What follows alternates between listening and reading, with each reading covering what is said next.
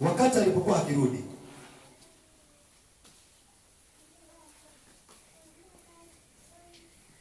njiani akajaribiwa na Ibilisi. Amen. Njiani akajaribiwa, na tukaona ya kwamba ili tuweze kujaribiwa ni tuwe tumejazwa na Roho Mtakatifu. Ili tuweze kupitia majaribu ni tuwe tumejazwa na Roho Mtakatifu.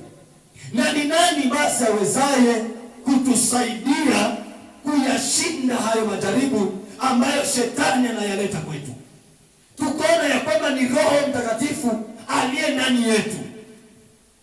Na kwa sababu ya wakati, kuna jambo moja ambalo lilikuwa ni muhimu sana, juzi hatukuweza kuligusia. Jambo hili ni kwa ajili, nilifika mahali nikasema huu mwili ni mzuri sana, na tena huu mwili ni mbaya.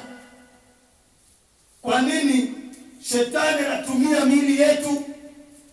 Kwa ajili ya kutujaribu, ili tuhisi njaa.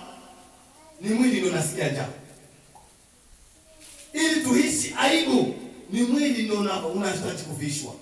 Kwa hivyo tukasema mwili unahitaji chakula, unahitaji kutunzwa, unahitaji kuogeshwa, unahitaji kufanyiwa mambo mazuri. Bwana Yesu asifiwe. Ndio unaohitaji kulala kwenye nyumba nzuri, mwili. Amen.